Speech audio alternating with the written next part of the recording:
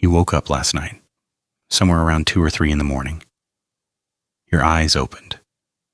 Your mind crawled up to the surface.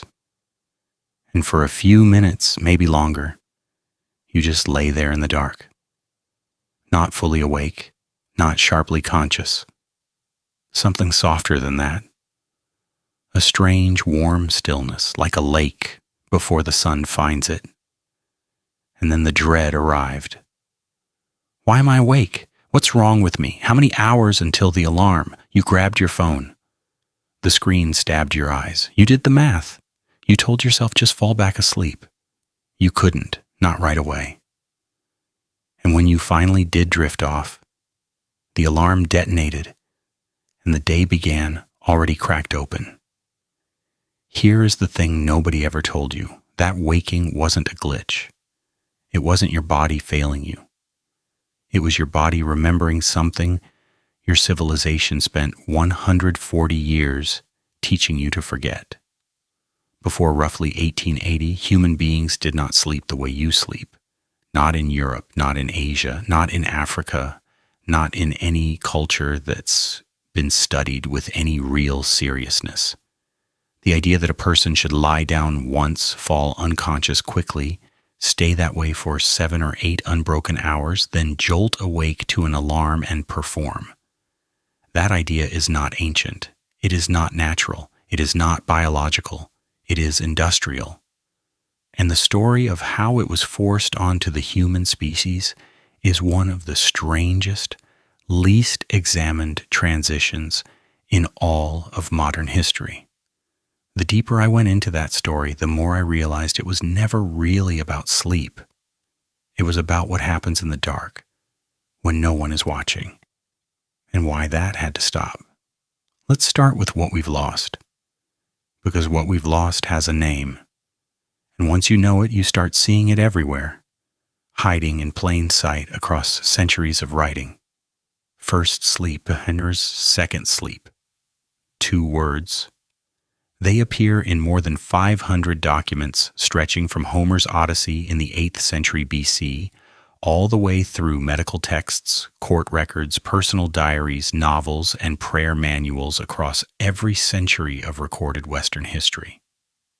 Writers dropped the phrase the way you'd mention breakfast. No explanation, no footnote.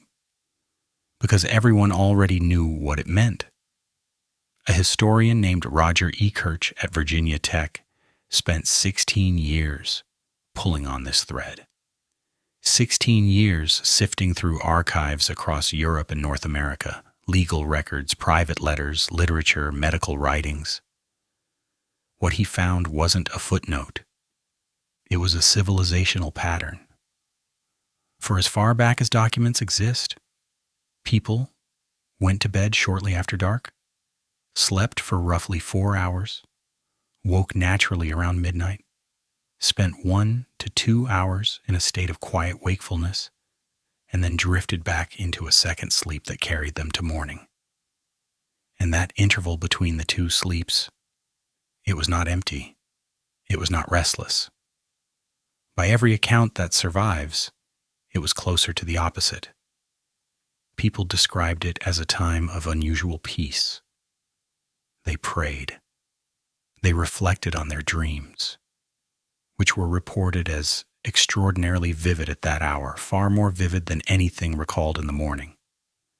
They talked quietly with whoever was beside them. They made love.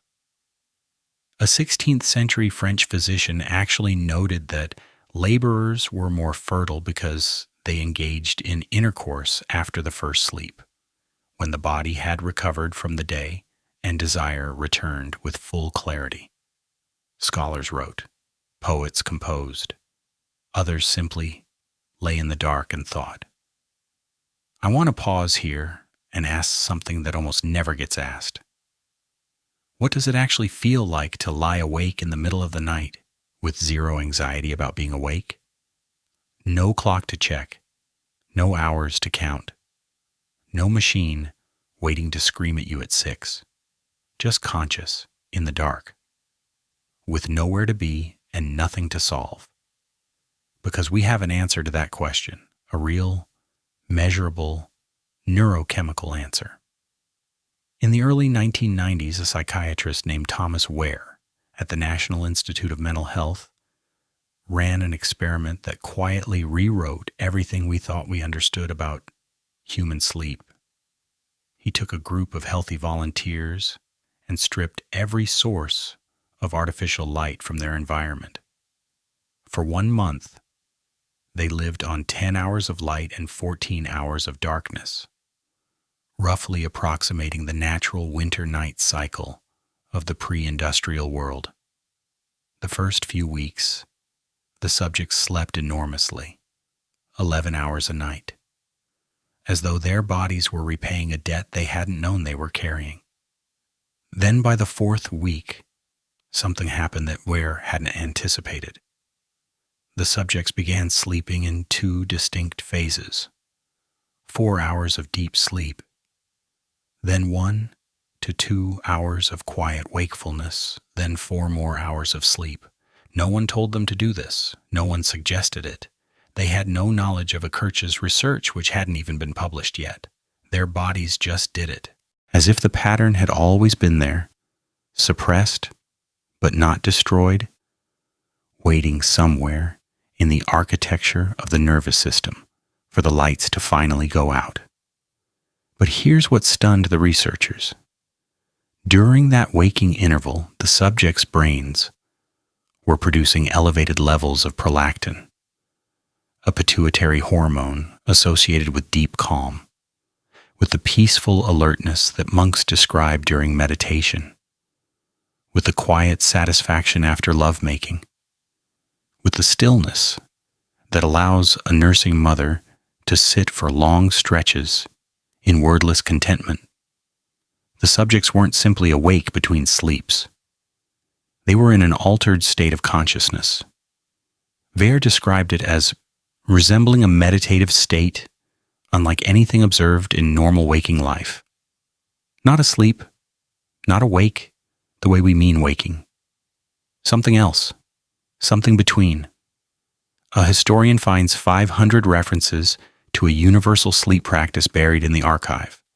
A neuroscientist working completely independently recreates the conditions, and the practice returns on its own, accompanied by a neurochemical state that modern humans never experience because they never spend enough time in darkness for it to activate. This raises a quiet, devastating question. What did we used to know in that state that we no longer even know we've forgotten? Now let's talk about what killed it, because it didn't die on its own. In 1879, Thomas Edison demonstrated the first commercially viable incandescent light bulb. Within a decade, electric light was rewriting cities. Streets that had gone dark after sunset blazed through the night. Factories that had stopped at dusk ran around the clock. Homes that had organized their evenings around candles and firelight could now push deeper and deeper into the hours that had always belonged to the first sleep. Edison himself was explicit about what he thought of sleep. He called it a waste, a relic of human laziness, an inefficiency that technology would eventually eliminate. He claimed to sleep only 3 or 4 hours a night and openly mocked anyone who needed more. He predicted that one day humans would not sleep at all. The prediction was absurd. The ideology behind it was not. It was the logic of the Industrial Revolution boiled down to its purest form. Every hour spent sleeping was an hour not spent producing. Every hour spent in darkness was an hour not spent consuming. And that midnight interval and that prolactin-soaked hour of reflection and creativity and prayer was an hour that belonged to no employer, no market, no institution. It was private in a way the industrial economy simply could not afford. Look at the timeline. Gas streetlights had already begun eating into the darkness in European cities from the early 1800s. The whaling industry, driven largely by demand for lamp oil, had been accelerating access to artificial light for a century. But electric light was different. It didn't flicker. It didn't run out. It didn't demand tending. It flooded a room with a steadiness that obliterated the rhythms of flame and shadow that had governed human evenings for as long as anyone could remember. And with that steadiness came a new possibility. The entire night could be colonized. The documents tell you what happened next in real time. References to first sleep and second sleep, which had appeared in writing for centuries without explanation, start thinning in the late 1800s. By the early 1900s, they've almost entirely vanished. Medical literature that had treated the midnight waking as perfectly normal began reframing it as a symptom, a disorder, something to be corrected. By the mid-20th century, the concept of segmented sleep had been so completely erased from cultural memory that when E. Kirch finally published his research, most sleep scientists had never encountered it, a practice universal to the human species for its entire recorded history, deleted from the record in less than a century. Count the consequences. Because they aren't historical. They're happening inside your body right now. The most common form of insomnia in the industrialized world is middle-of-the-night insomnia. Millions of people wake in the small hours, lie in the dark in escalating panic, and either medicate themselves back under or suffer through the next day hollowed out. It is the single most frequently reported sleep complaint in modern medicine, and the treatment is almost always pharmaceutical. Sedatives, hypnotics, chemicals designed to hold the brain below the surface and keep it there. But what if it isn't a disorder? What if the people waking at 2 a.m. aren't broken? What if their bodies are doing exactly what human bodies have always done, surfacing between sleeps the way they did for thousands of years, reaching for that interval of calm, for that prolactin state, that liminal space between consciousness and dream, and finding instead a glowing phone, a ticking clock, and the crushing certainty that the alarm fires at 6 and they are failing at sleep? Vere himself wrote that when modern humans find their sleep interrupted by these periods of wakefulness, they interpret it as disorder. He offered a different explanation, that a natural pattern of human sleep is breaking through into an artificial world where it seems strange and unwelcome. What was available in that interval wasn't just rest.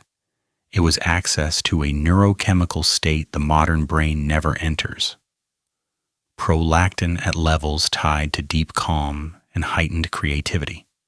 Cortisol at its lowest ebb. Dreams still vivid enough to be examined before the conscious mind fully rebuilt its filters.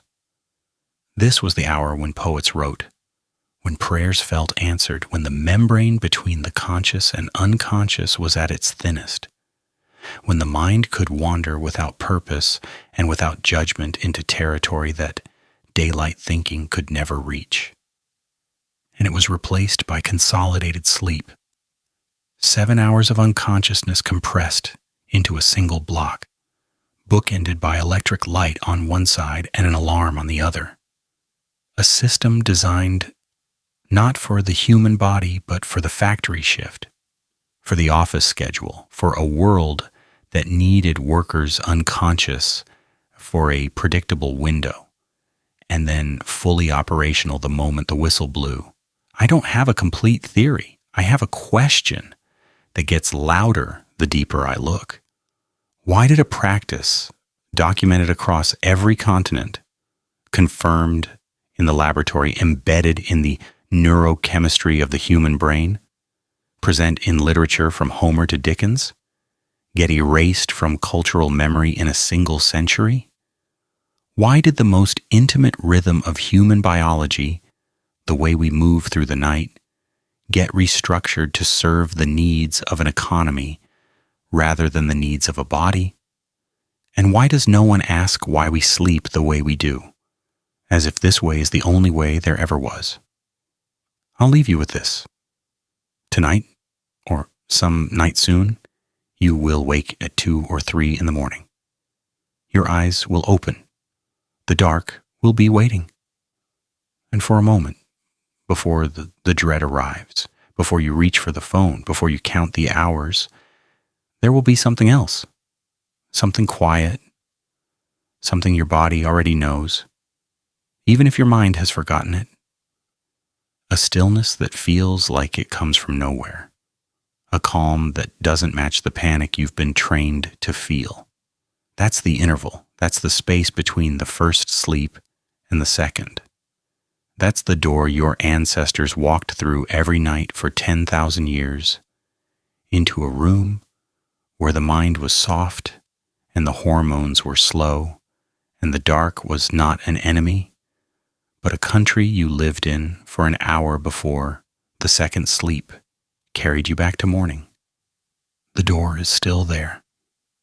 Your body still opens it. You've just been taught to be afraid of the room on the other side.